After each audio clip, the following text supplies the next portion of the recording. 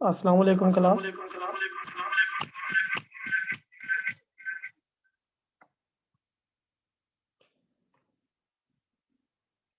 वालेकुम सलाम सर। वालेकुम अस्सलाम सर। ये क्लास जो हमने कल कोड किया था उसकी आप सबने प्रैक्टिस की है? Yes sir. जी सर। किसी का कोई एरर?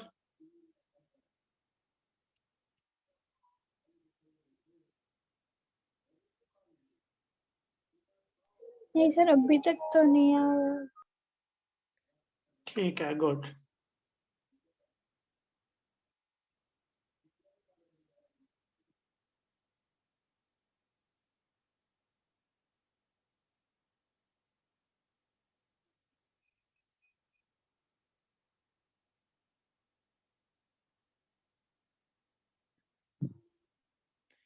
चलो मैं स्टार्ट करवाता हूँ आज का सेशन। तो कल हमने देखा था सबसे पहले कि अबाउट डाटा सेट के बाद हमने फिर इसको जो है वो लाइब्रेरी को देखा था कि कौन कौन से पैकेजेस यूज हो रहे हैं और उन कौन कौन से पैकेज यूज हो रहे हैं और उनका क्या क्या जो है प्रोसेस है, किस पर्पस के लिए यूज हो रहे हैं। फिर हमने देखा कि डाटा को रीड किस तरीके से करते हैं या डाटा लोड किस तरीके से करते हैं। फिर उसके बाद हमने फर्दर जो है हेड मेथड देखा था। हेड मेथड हमें क्या शो करवाता है कि फर्स्ट 5 रोज को डिस्प्ले करवा देता है। फिर हमने देखा कि डाटा डॉट टेल मेथड क्या करता है, वो लास्ट 5 रोज जो है वो डिस्प्ले करवा देता है। ठीक है। फिर हमने ये देखा कल के लेक्चर में कि स्टॉक डाटा का हमने शेप वगैरह देखी, टाइप देखी।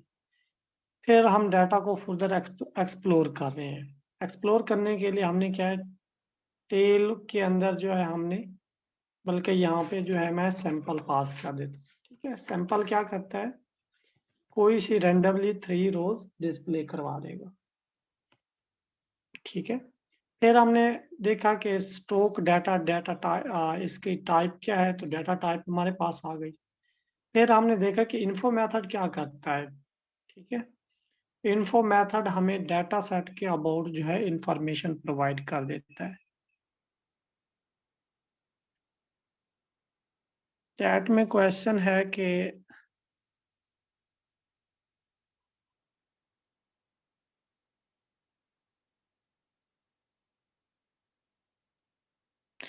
अच्छा, बैलेंस डाटा सेट की बात कर रहा है सफियान।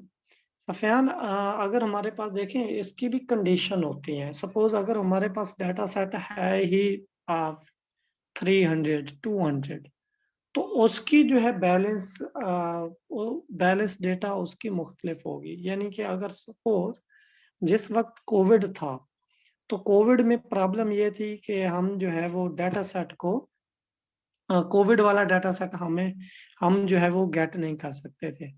तो हम क्या करते थे फिर, ज्यादा हमारे पास डाटा होता था नॉर्मल का और कम डाटा होता था कोविड वाला, क्योंकि उस वक्त हर कोई डरता था कि कौन जाएगा मरीज के पास कोविड का डाटा लेने के लिए। तो इसी तरीके से कुछ डिजीज होती हैं, जैसे स्किन कैंसर वाली डिजीज है, तो इस तरह की डिजीज में जो है वो डाटा नॉर्मली जो है वो लेस होता है। तो उस रेशो में आप जो है 30-50 भी कर लेते हैं। फिर ये होता है कि जब हमारे पास डाटा लेस होता है तो फिर उसका भी उसको टैकल करने का फर्दर तरीका है। लेकिन मिनिमम जो है इसकी रेशो 40-60 होनी चाहिए। ठीक है, मिनिमम रेशो। अगर इससे ज्यादा है तो वो फिर जो है इम्बैलेंस डाटा की डोमेन में आ जाता है कि डाटा इम्बैलेंस है। तो हमें जो है इम्बैलेंस डाटा से जो है लाजमी बचना चाहिए, क्योंकि उसके रिजल्ट ऑलरेडी फिर जो है वो रंग आते हैं। क्योंकि जब सारा डाटा ही नॉर्मल होता है मोस्टली 90%, तो 10% या 20% डाटा पे पेशेंट डाटा जो होता है उस पे मॉडल इतना अच्छी एक्यूरेसी नहीं देता। एक्यूरेसी तो हम गेट कर लेते हैं, लेकिन प्रॉब्लम ये होती है वो नॉइजी होती है। नॉइजी से मुराद रॉन्ग होती है कि वो डिजीज वाले पर्सन को ही हमारा मॉडल प्रेडिक्ट कर रहा होता है कि इसको भी डिजीज नहीं है। तो इस तरीके से वो फिर जो है एक्यूरेट नहीं समझा जाता। तो मैक्सिमम जो है कोशिश कीजिएगा कि बैलेंस हो। बैलेंस से मुराद ये होता है कि 50-50 हो। अगर आपके पास 3 क्लासें हैं, तो एक क्लास में अगर 100 इमेजेस हैं, दूसरी क्लास में अगर 80 इमेज है, तीसरी में 70 है, तो ये चल जाता है। ठीक है? इतना चल जाता है। लेकिन ये ना हो कि एक में 100 इमेजेस हों, दूसरे में 50 इमेजेस हों और तीसरे में 30 इमेजेस हों, तो ये वाला नहीं चलता। ठीक है? तो इस तरह की चीज़ें जब आती हैं, तो उसको हम जो है फिर टेक्निक्स होती हैं, तो वो टेक्निक अप्लाई करते हैं हम इन चीज़ों पे। ठीक है? क्लियर हो गया पॉइंट आपका? सर वो टेक्निक कौन सी होंगी? अच्छा, वो टेक्निक कौन-सी होंगी? एक टेक्निक का नाम है समूट। ठीक है? समूट। आप ये गूगल पे सर्च करें तो आपको मिल जाएगा कि समूट कौन-सी टेक्निक है जो कि इम्बैलेंस डाटा, वो बेसिकली क्या करती है, ओवर सैंपलिंग करती है। जब इस तरह का डाटा होता है, तो हम एक टेक्निक है कि डाटा को बैलेंस करते हैं। डाटा बैलेंस किस तरीके से, डाटा सेट ऐसी क्लास है जिसमें डाटा डिक्रीज़ है, मतलब ऑलरेडी इम्बैलेंस में है। तो उन क्लासों में हम डाटा बढ़ा देते हैं, इंक्रीज़ कर देते हैं, नंबर 1। नंबर 2, हमारे पास जो है इसको हैंडल करने के लिए दूसरा ये है, जिस क्लास में डाटा ज़्यादा है, तो उधर डाटा हम डिक्रीज़ कर देते हैं, ताकि डाटा बैलेंस हो सके। तीसरा ये है कि इसमें समोट टेक्निक है जो कि ओवर सैंपलिंग की है। चौथा इसमें है कि हम उसको जो है फर्दर इस पे एक टेक्निक यूज़ होती है, अब वो मेरे माइंड में है। तो ये 3-4 टेक्निक्स जो है नॉर्मली हम यूज़ कर रहे होते हैं।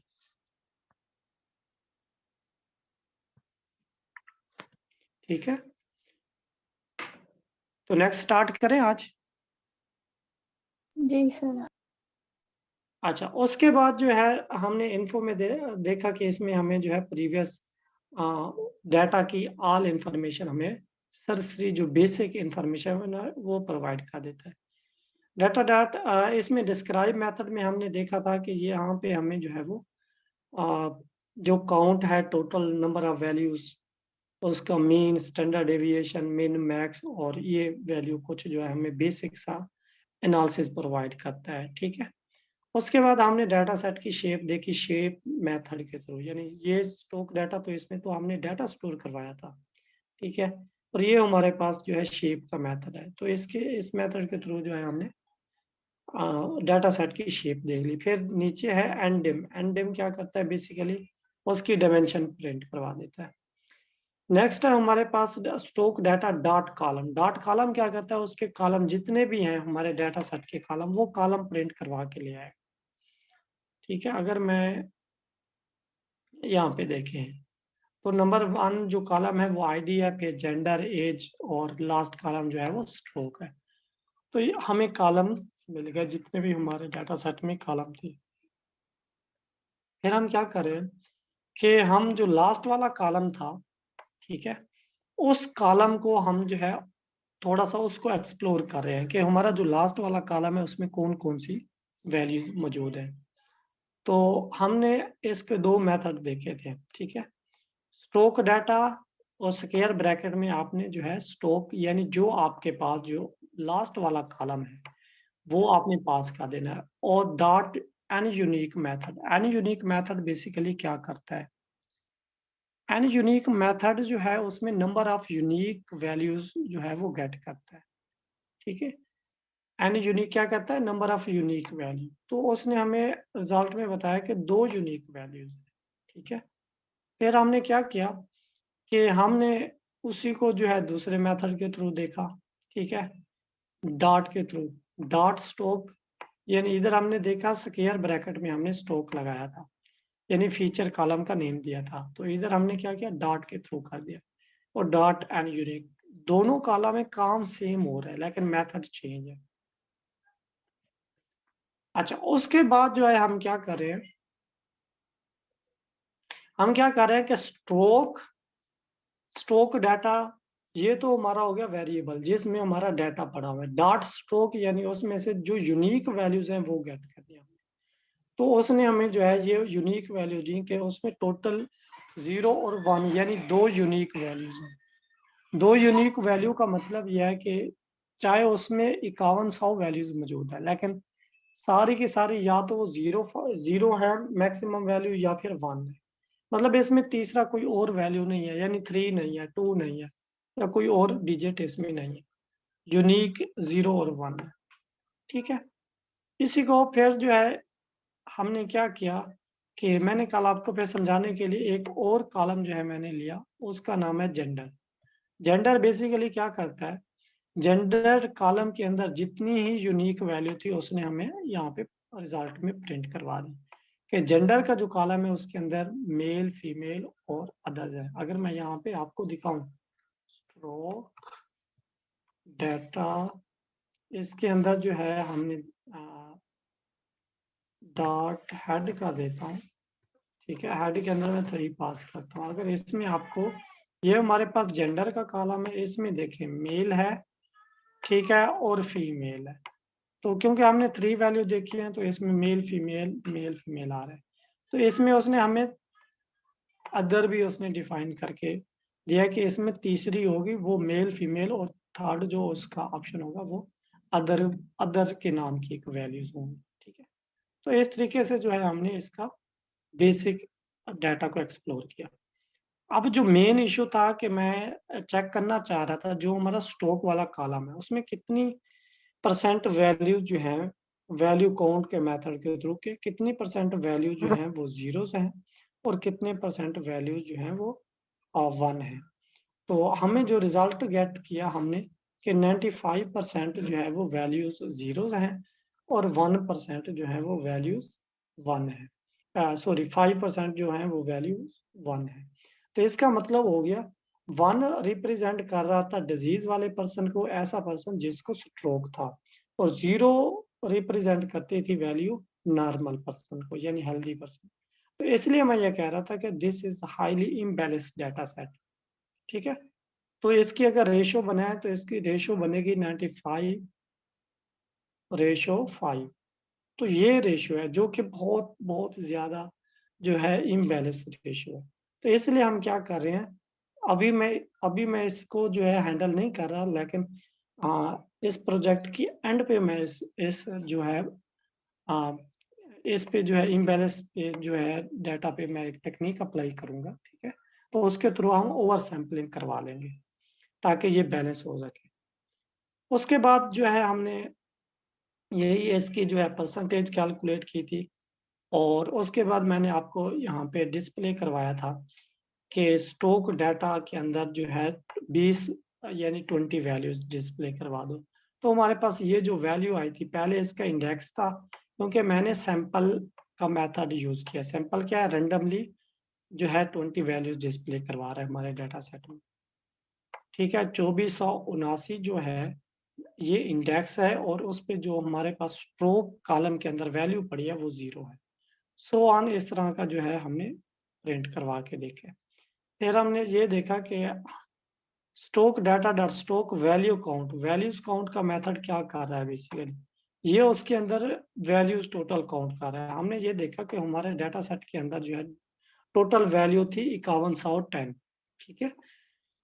और जिसमें से 5110 में से 0 जो है 4861 वैल्यूज है, तो और 1 जो है ओनली 249 वैल्यूज मौजूद है। तो इसका मतलब है कि हमारा डाटा हाईली इम्बैलेंस है। कैसे, 0 का मतलब जब नॉर्मल हुआ तो इसका मतलब है 4861 का जो डाटा है वो नॉर्मल है। ओनली 249 यानी ये जो पर्सन है ये डिजीज वाले पर्सन है, तो हाईली इम्बैलेंस है। तो जब भी हम प्रेडिक्शन करवाएंगे तो मोस्टली जो है वो हमें कौन से रिजल्ट प्रोवाइड करेगा।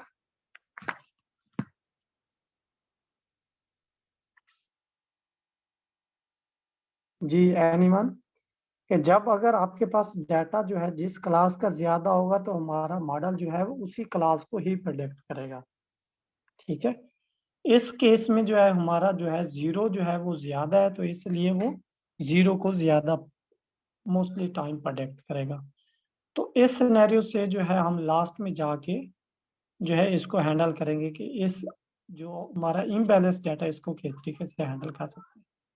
उसके बाद इसी चीज को जो है मैंने जो है वो काउंट प्लॉट के थ्रू मैंने डिस्प्ले करवाया हुआ है।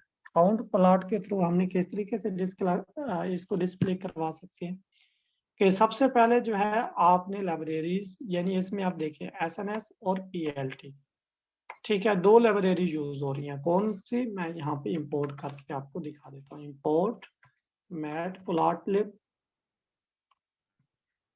डॉट plot एज पीएलटी, ठीक है।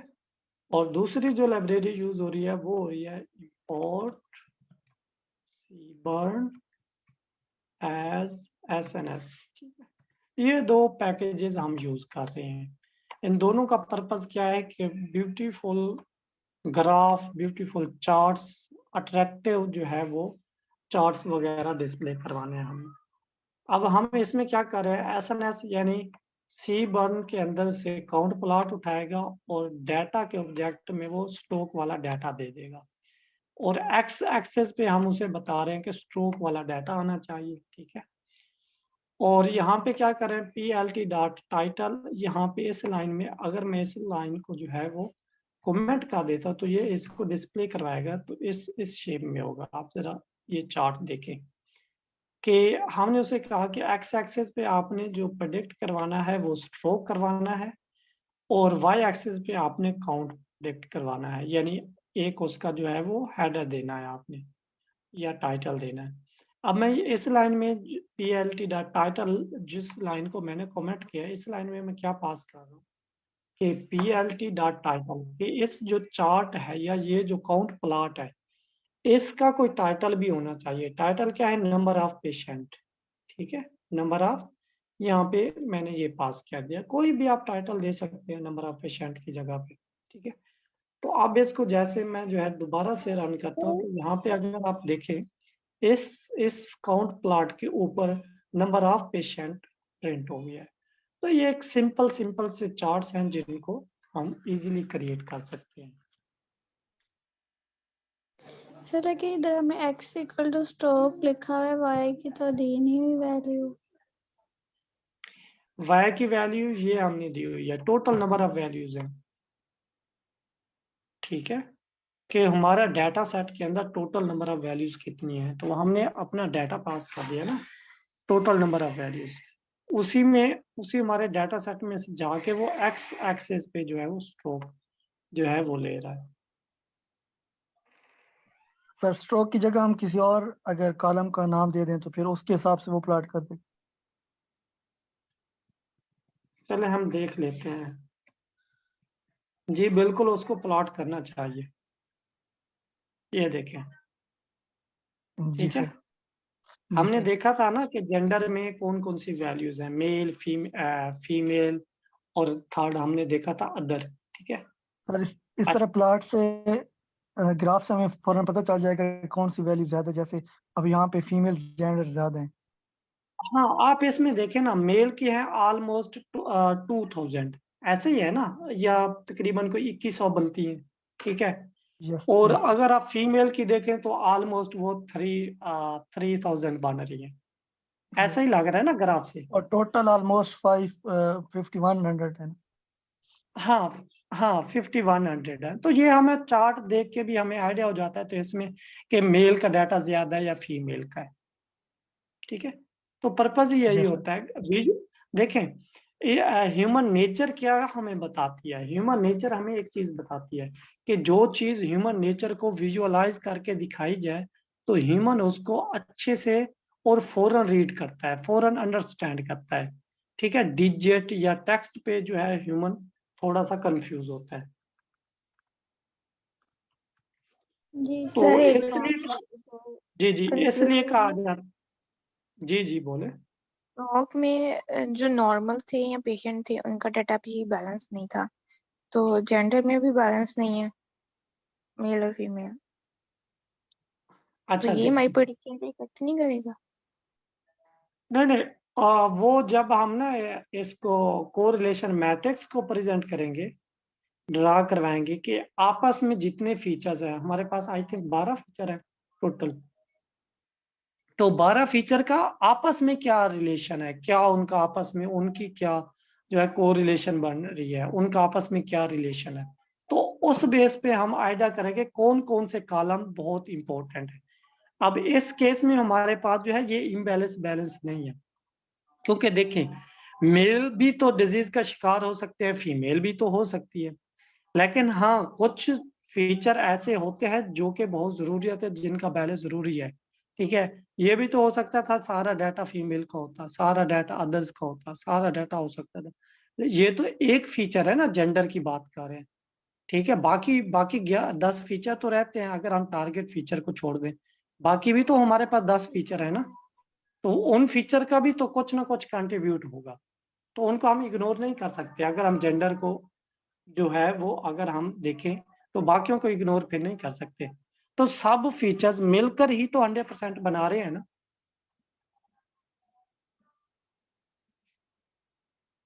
ठीक है, जी सर ठीक है। अच्छा अब इस सर केस फिर में देखें टारगेट हमारे, फीचर सर फिर जी जी टारगेट बोलें। फीचर जैसे हमारा स्ट्रोक है उसको बैलेंस होना चाहिए। जैसे हमारा स्ट्रोक जो है वो टारगेट फीचर है, तो उसको बैलेंस होना चाहिए, और बाकी जो फीचर्स हैं वो वैसे अनबैलेंस पे हैं। अब मैं आपको इसकी एग्जांपल देता हूँ इमेजेस के हवाले से। ठीक है, देखें सपोज हमारे पास ना 500 इमेजेस हैं। ठीक है, 500 में से 250 जो है ना वो डिजीज वाली है और 250 जो है वो नॉर्मल की है। अब 250 डिजीज में से 200 के करीब मेल है और 50 के करीब फीमेल है। अब ये बात समझ आई है, लेकिन है जी तो सारी की सारी डिजीज वाली ना। जी अब समझ आई है, तो इसी तरीके से जी रेशो हम जो है उसमें देख सकते हैं। ये क्योंकि एक फीचर मैं आपको बता रहा हूँ, एक फीचर टोटली डिपेंड नहीं करता, बाकी भी फीचर इसमें कंट्रीब्यूट कर रहे हैं। अगर हम ठीक अपने डाटा में देखें, यहाँ पे देखें अगर, तो जेंडर तो एक फीचर है ना। ठीक है, फिर जेंडर के बाद जी एज सर भी तो वेरी कर रही है, हाइपरटेंशन भी तो है, हार्ट डिजीज भी तो है, फिर मैरिड ये भी तो एक फीचर है, वर्क टाइप भी तो है। तो हम ये देखेंगे कि जेंडर और एज का आपस में क्या रिलेशन है।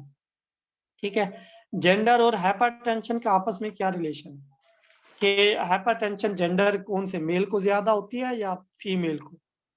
और इस तरह देखेंगे एज, अगर मेल की एज ज्यादा है क्या उसको स्ट्रोक हो सकता है। अगर सपोज फीमेल की एज जो है वो 61 है, क्या उसको भी स्ट्रोक हो सकता है। कितनी एज होगी तो उसको स्ट्रोक होगा। तो ये जो है अगर डीपली हम एनालिसिस करें तो फिर विद इन डेप्थ हमें जाना पड़ेगा। अब बात क्लियर है। सर बेसिकली ये काउंट प्लॉट का मतलब क्या होता है? काउंट प्लॉट का मतलब ये होता है कि हमारे डाटा में से वो वैल्यू काउंट करता है कि कौन से सब फीचर की या कौन से सब जो है कैटेगरी की वैल्यू कितनी है, वो उसको डिस्प्ले करवा देता है सिंपली। आपको डिस्ट्रीब्यूशन एक्चुअली बताता है कि आपका डेटा जो है ना किस तरह डिस्ट्रीब्यूटेड है। जैसे मेल फीमेल है तो कितनी वैल्यू मेल की है और कितनी फीमेल की है, या कोई भी कॉलम के अंदर जितनी भी वैल्यूज हैं वो कितनी डिस्ट्रीब्यूटेड है। और थैंक यहीं यू से हमें जो है ना इम्बैलेंस का पता चल जाता है। सही।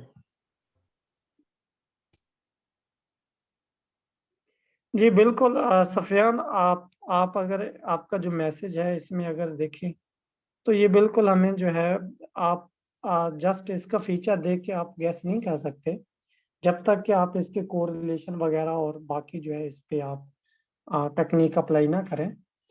तो आप इसमें से 5 जो है वो फीचर उठाएं जो आपको लगते हैं, आप उन पे मशीन लर्निंग मॉडल ट्रेन कर लें और देखें अगर ये 5 फीचर जो है ये मोस्ट जो है सूटेबल, अगर आपको जो है वो रिजल्ट प्रोवाइड कर रहे हैं तो वो वेल एंड गुड है। तो जो मशीन लर्निंग एक्सपर्ट होता है उसका काम ही यही होता है कि उसमें से ऐसे फीचर गेट करे कि जो ज्यादा मोस्ट सूटेबल हो। ठीक है, और बाकी जो बात भाई ने कही है सेम ऐसे ही है, ये बेसिकली जो है डाटा वगैरह को प्रेजेंट करवा रहा होता है काउंट प्लॉट, कि कौन सी जो है वैल्यूज और कौन सी क्लास जो है वो उसमें कितनी वैल्यूज है, नंबर ऑफ वैल्यूज उसको काउंट करने के लिए यूज होता है। ठीक है।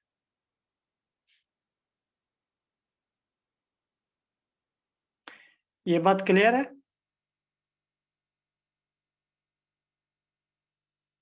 जी सर।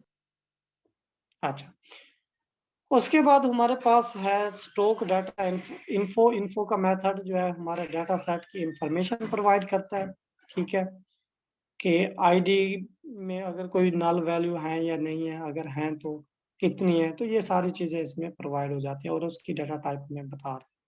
और इसमें लास्ट में अगर देखें डाटा टाइप में तो कौन कौन सी डाटा टाइप जो है मौजूद है, तो इनको भी हमने देखना होता है। उसके बाद फर्दर जो है हम इसको प्रोसेस करते हैं कि स्टॉक डाटा डॉट सैंपल ये क्या करेगा कि रैंडमली कोई सी 20 वैल्यूज गेट करेगा, ठीक है, और उनको जो है वो डिस्प्ले करवा देगा, ठीक है। ये 20 वैल्यू जो है वो गेट कर रहा है, 20 रोज। तो ये सैंपल जो है रैंडमली प्रिंट करवाने के लिए यूज होता है। बाकी ये डिस्क्राइब वगैरह हमने ऑलरेडी ऊपर देख लिया। उसके बाद है कि फीचर के नेम। फीचर का मतलब होता है कॉलम, कॉलम का हम फीचर कह रहे होते हैं, ठीक है, फीचर कॉलम या फीचर नेम। अब इसके अंदर जो है हम स्टॉक डाटा डॉट कॉलम, हम उसके कॉलम डाटा सेट में से ले रहे हैं कि ये हमारे पास टोटल कॉलम्स है, ठीक है। फिर हम नेक्स्ट क्या कर रहे हैं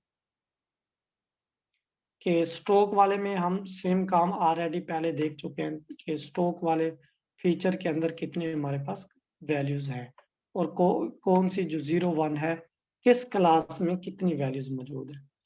उसके बाद फिर हम हैंडल कर रहे हैं मिसिंग वैल्यू। अब यहाँ पे मैं अगर स्टॉक डाटा, ठीक है, stock data dot is null, ये मेथड क्या करता है कि आपके डाटा के अंदर जितनी भी नल वैल्यू है यानी बुलियन आपको रिटर्न करेगा, ट्रू फॉल्स, ठीक है। अगर आप देखें अब कहीं ना कहीं आपको जो है ट्रू वैल्यू भी मिलेंगी और हमारा जो है वो BMI है जिसमें अगर आप देखें कि आपको ट्रू मिल रहा है, यानी इस BMI वाले जो है वो फीचर के अंदर यानी मिसिंग वैल्यू मौजूद है, ठीक है। फिर हम फर्दर क्या कर रहे हैं कि stroke data dot is null, ठीक है, इज नल मेथड के आगे जो है एनी का मेथड हम यूज कर लेते हैं।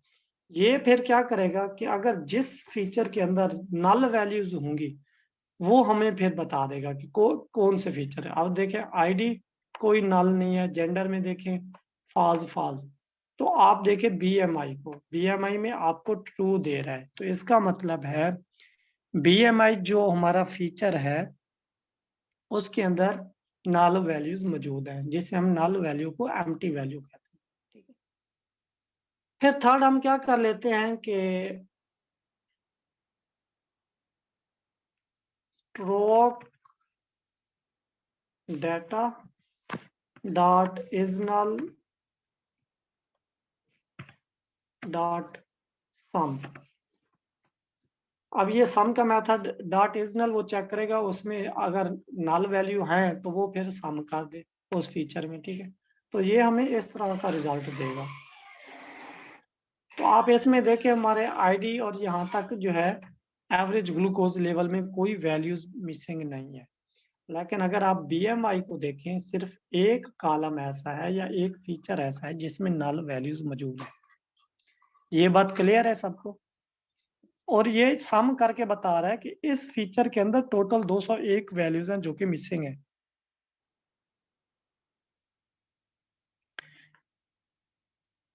जी यस सर, आ रहा है।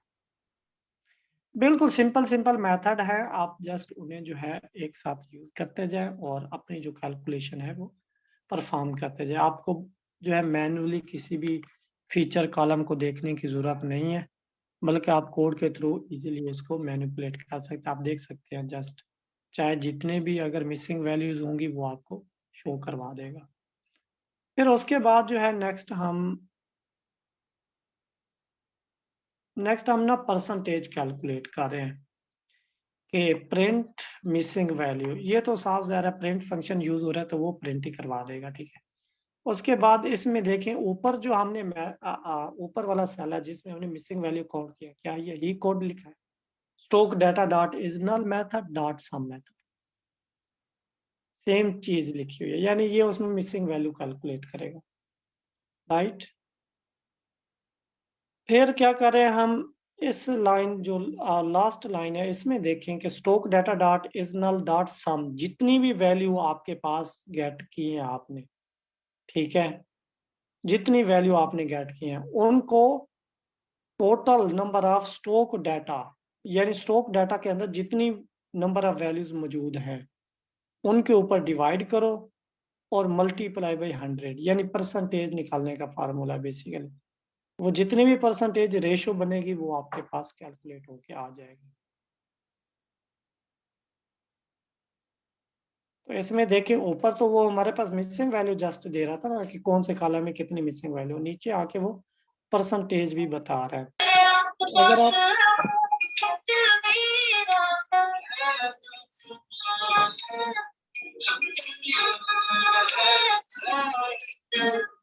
सोचते हैं एक दूसरे को किसी की बड़े, एक दूसरे की जिस चाहे तो समझे सिर्फ क्या आप खा रहे हैं पिज्जा? तो पिज्जा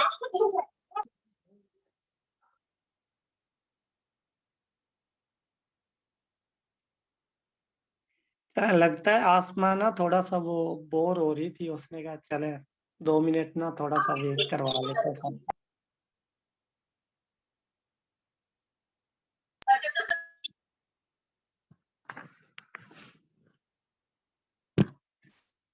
सर ये कोशिश सर क्वेश्चन था एक।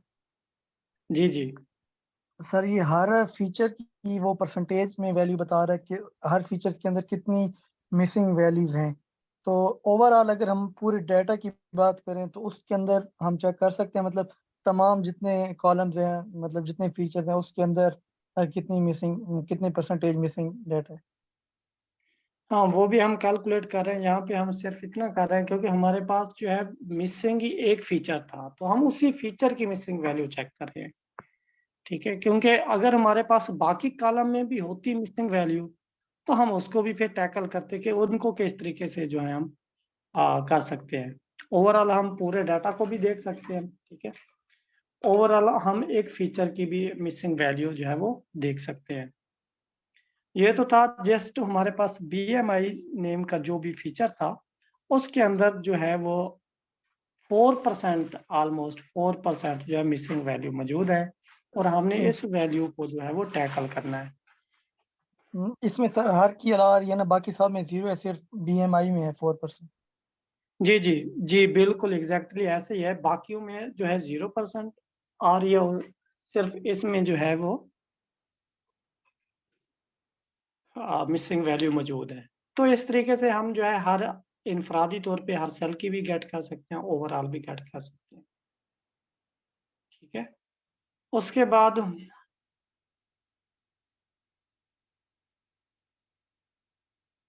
बाद हमारे पास जो नेक्स्ट है वो है कि हम जो है कैटेगोरिकल को और न्यूमेरिकल फीचर को अलहदा करना है। उसकी रीज़न ये है कि अगर हमारे पास कैटेगोरिकल फीचर है तो उसको हम फिल कैसे करेंगे, उसको फिल करने का और मेथड है और न्यूमेरिकल फीचर को फिल करने का और मेथड है। जी सहरा।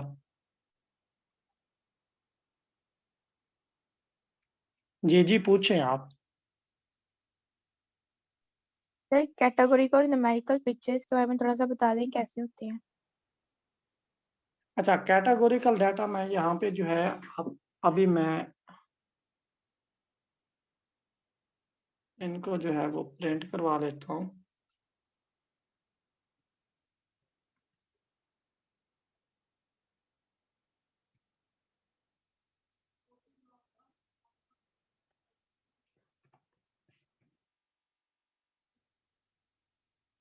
ठीक है, न्यूमेरिकल फीचर से मुराद ऐसे फीचर जिनमें जो है 0 1 की फॉर्म में यानी डिजिट में डाटा होता है, चाहे वो फ्लोटिंग पॉइंट वैल्यू में है चाहे इंटीजर में हो, ठीक है।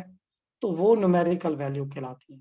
और कैटेगोरिकल से मुराद स्ट्रिंग वैल्यू, ठीक है, ऑब्जेक्ट टाइप या string type.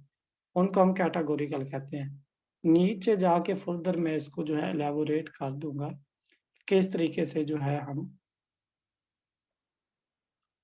I think dot head का मेथड इसको डिस्प्ले नहीं करेगा, कोई और मेथड है वो डिस्प्ले करता है, क्योंकि इसका एरर आना चाहिए क्योंकि ये ऑब्जेक्ट में नहीं आ रहा। तो अगर हम ठीक है सर, इसको करें क्लियर हो गया।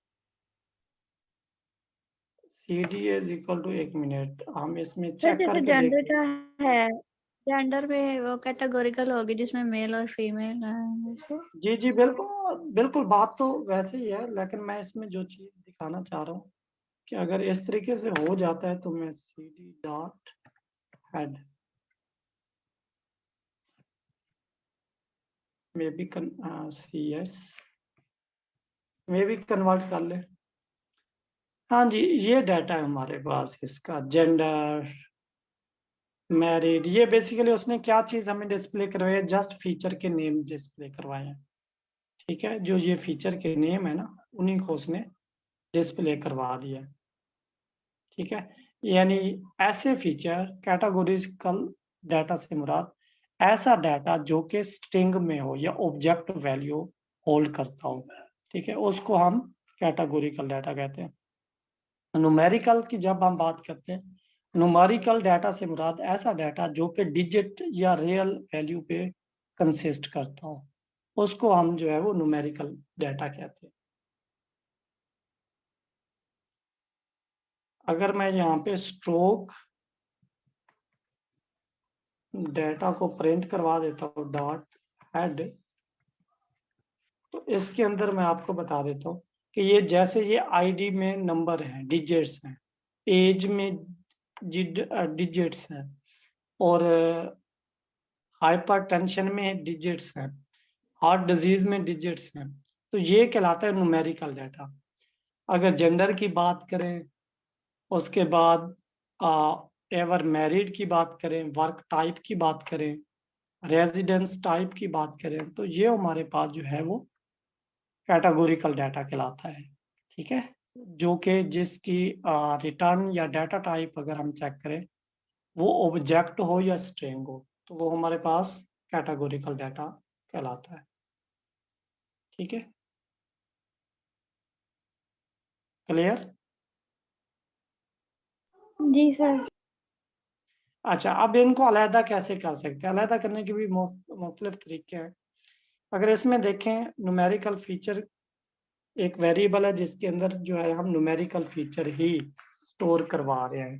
ठीक है, अब क्या करें हम कि फीचर फॉर लूप लगाइए, feature for feature in stock data dot column, stock data dot column, यानी कॉलम स्टोक डाटा के अंदर कॉलम में चले जाओ और उसमें इफ स्ट्रोक डाटा फीचर, यानी उनके अंदर जो फीचर्स हैं जो कि हम यहाँ पे देखें फॉर फीचर यूज कर रहे हैं, वो फीचर, उन फीचर की अगर data type not is equal to O हो, ओ मीन ऑब्जेक्ट, यानी ऑब्जेक्ट ना हो, तो वो सारे जो है आपने न्यूमेरिकल फीचर में सेव करवा देने हैं।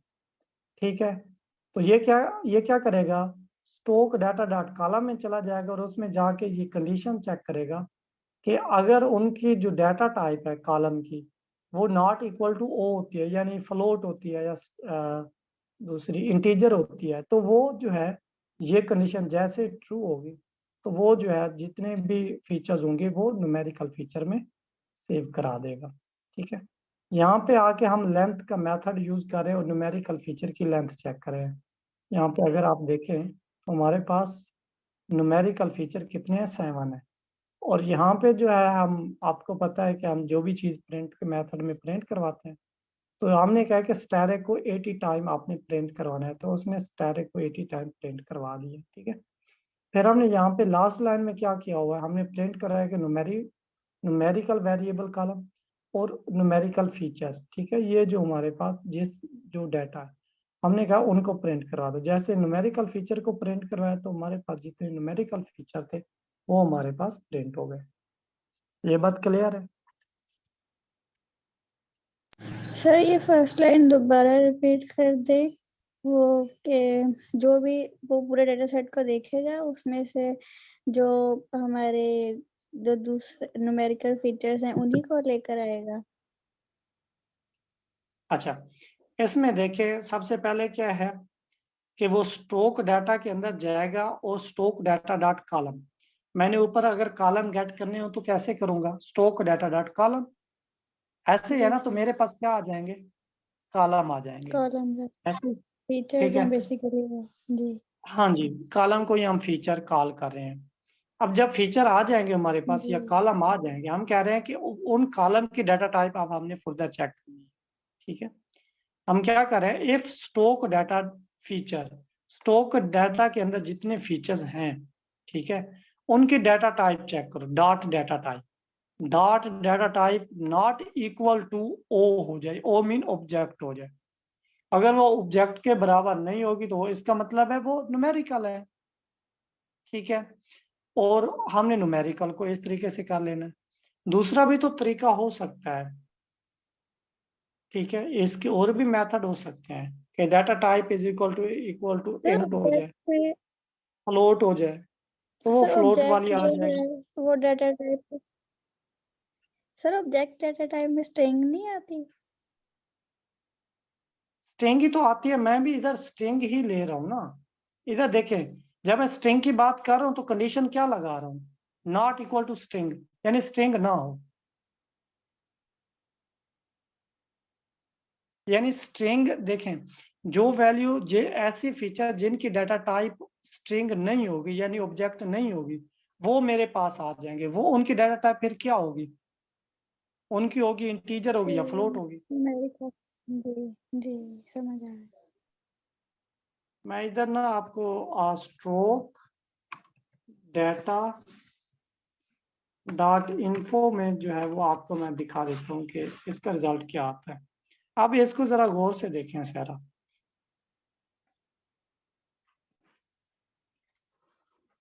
ये हमारे पास आ रहा है आईडी, आईडी की यहाँ पे अगर आपको int 64 आ रही है, डाटा टाइप आ रही है, जी ठीक है। जी सर। फिर जेंडर की देखें तो आ रही है ऑब्जेक्ट, फिर फ्लोट आ जी रही है, सर।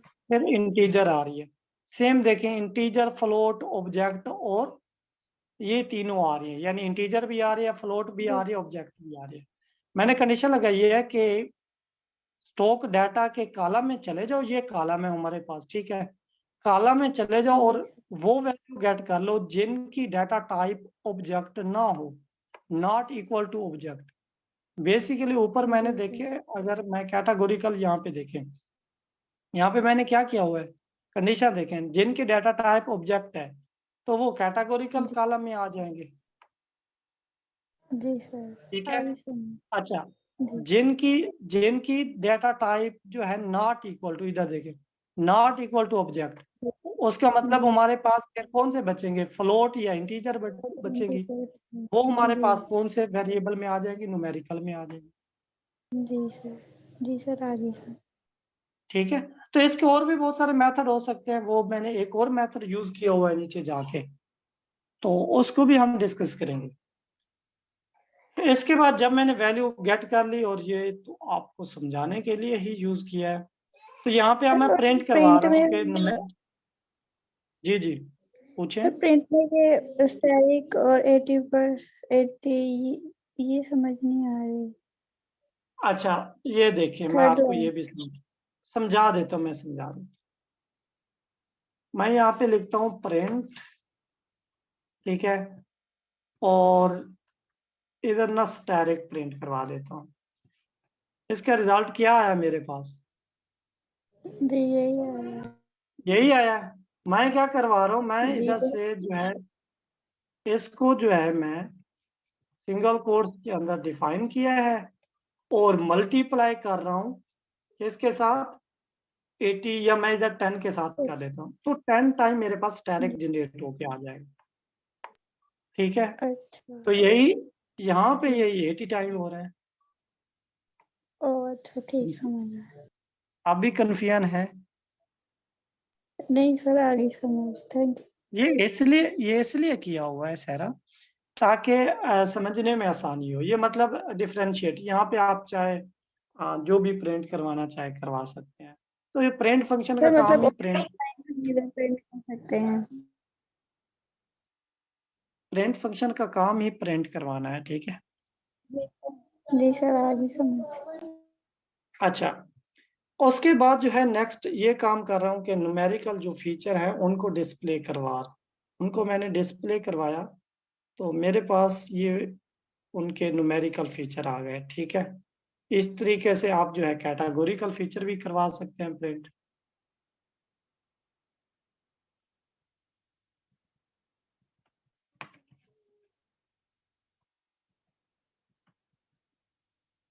ठीक है, तो कैटेगोरिकल फीचर ये है कैट फीचर्स, ठीक है। कैट फीचर नेम हमने डिफाइन किया था।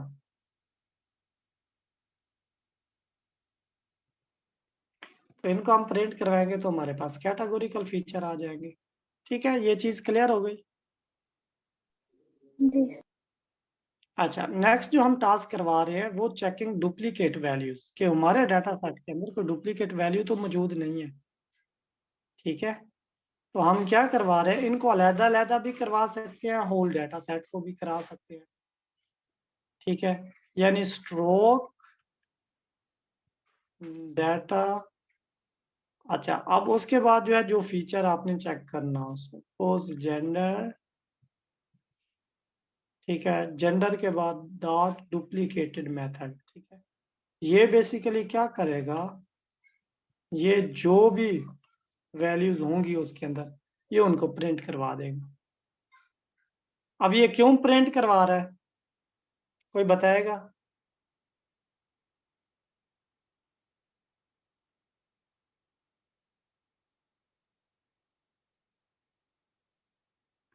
सर, हम डुप्लीकेट वैल्यूज को चेक करते हैं।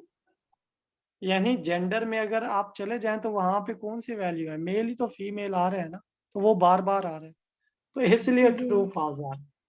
अगर यहाँ पे हम सम लगा दें, सम वाला मेथड, तो वो उनको ले आएगा कि डुप्लीकेट कितनी है, उनकी टोटल वैल्यू सम करके ले आएगा। और आई थिंक 3 या 4 वैल्यू हैं जो कि अदर्स के नेम की हैं, आई थिंक। तो ये जो है डुप्लीकेट चेक कर रहा है, यहाँ पे चेक कर रहा है ओवरऑल डाटा की, ठीक है।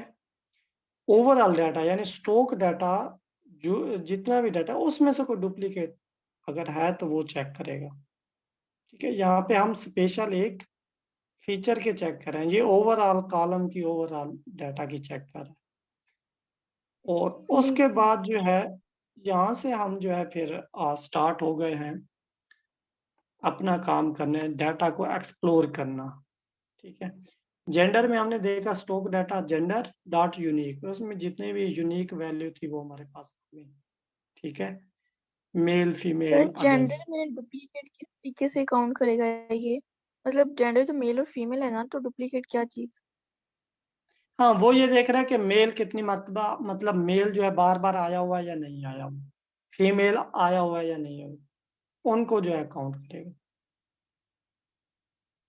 सर, बेसिकली ओवरऑल डाटा में से हम डुप्लीकेशन मतलब क्यों चेक करते हैं? इसका क्या हमें मतलब क्या इसका मकसद होता है कि हमें पता भी चल जाए कि डुप्लीकेशन है?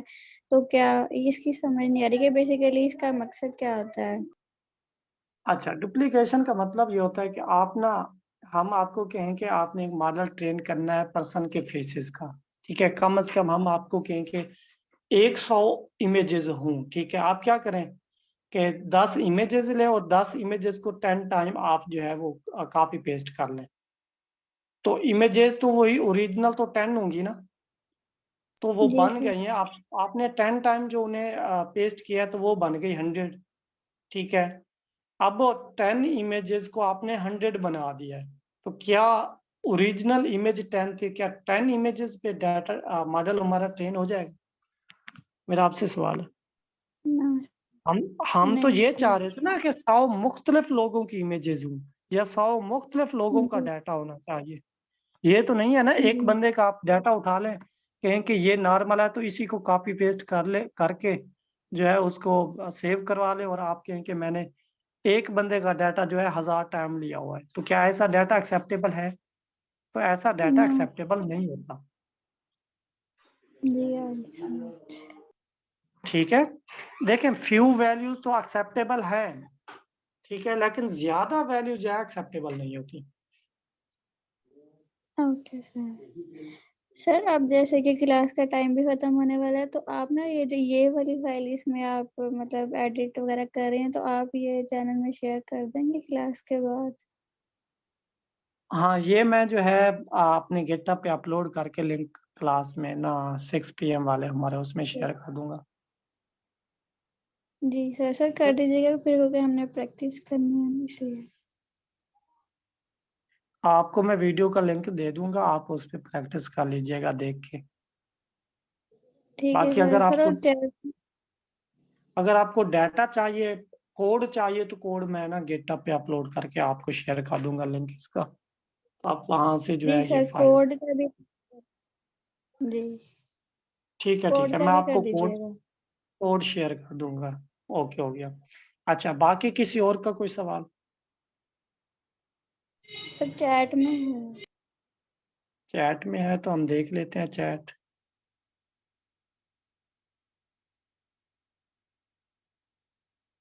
ओ सॉरी सफियान, मैं ना आज चेक करूंगा, आप मुझे स्लैक पे लाजमी टैग कीजिएगा कि सर वो शेयर कर दें। मैं भूल गया था, मुझे क्योंकि चेक करना पड़ेगा। मुझे ये पता है क्वेश्चंस मेरे पास टैग पड़ा है, ये नहीं पड़ा कहाँ पड़ा है, तो मैं फाइंड आउट करके ना जरूर शेयर करूंगा और मेंशन भी कर दूंगा। ठीक है सुफियान, आप मुझे ना रिमाइंडर लाजमी दीजिएगा जैसे ही आप फ्री हो ना, तो आप मुझे रिमाइंडर दे दीजिएगा ताकि मैं उसको शेयर कर दूं। जी, बाकी किसी का कोई सवाल? अच्छा, ऑनेस्टली स्पीकिंग, क्या आपने बताना है क्या कोई प्रोजेक्ट में थोड़ा सा नॉलेज आपको गेन हो रहा है? आसमा, गोवर, सुफियान, मुर्तज़ा, मोहम्मद मुर्तज़ा, सहरा, दोनों बल्कि सहरा है, क्या आपको कोई बेनिफिट हो रहा है या बस ये बेसिक चीजें फायदा नहीं है इनका? यस सर, हो रहा है, बहुत हो रहा है। जी सर ये बेसिक से स्टार्ट किया है तो सारी चीजें समझ आ रही हैं कि इसी से हम आगे नेक्स्ट स्टार्ट लेंगे ना। जी बिल्कुल, तो एग्जैक्टली सर ऐसा ही है। ये मतलब आप रोज करेंगे या आज ही पूरा करवा रहे हैं? नहीं नहीं, डेली होती है हमारी ना क्लास मुर्तज़ा, हमारी क्लास होती है 6 PM, ठीक है, मंडे टू फ्राइडे होती है। और मैं आपको जो है सही। व्हाट्सएप ग्रुप भी, आप आई थिंक वो PIAIC से आपने पहले आई कोड गुरु का नाम सुना हुआ है?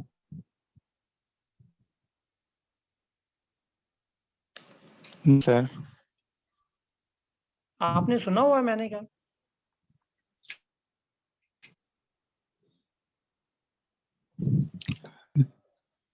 नो सर, ये नहीं सुना।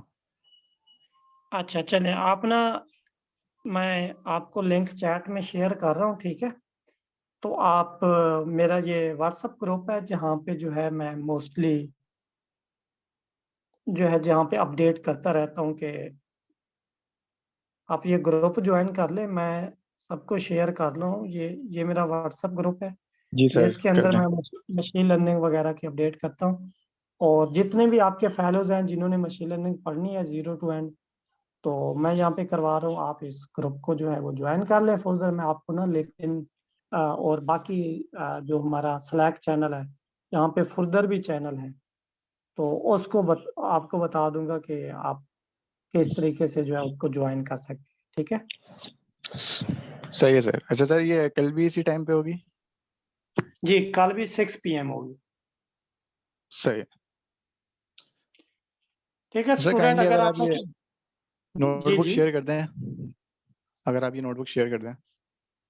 ठीक है, आप व्हाट्सएप ग्रुप ज्वाइन कर लें और उसमें मैं जो है वो ये नोटबुक का लिंक भी शेयर कर देता हूँ। ठीक है और सर। डेटा सेट भी, इसका डेटा सेट भी। चले, मैं सर डाटा मैंने सेट ना भी मैंने डाटा सेट जी डाउनलोड किया, लेकिन ना वो डाटा सेट यही है, लेकिन उसमें डाटा चेंज है, ये आप वाला नहीं वो शो कर रहा। उसमें 12 फीचर्स हैं। और इसमें कितने हैं? तो इसमें 21 थे आई थिंक सो। नहीं नहीं, इसमें भी 12 मुझे थे। लगा नहीं ये अच्छा देखिए मुझे आप, लगा कि शायद ओ, ठीक है जी, मेरे भी सेम शो हो रहे हैं, मुझे लगा कि शायद मेरा गलत है। नहीं गलत नहीं है, ठीक है स्टूडेंट। आज की क्लास को हम एंड करते हैं, फिर इंशाल्लाह कल 6 PM पे मिलेंगे और इंशाल्लाह जो है हम फिर यहाँ से फुर्दर स्टार्ट करेंगे। ओके जी, ओके अल्लाह सर। हाफिज। थैंक यू सर, अल्लाह हाफिज।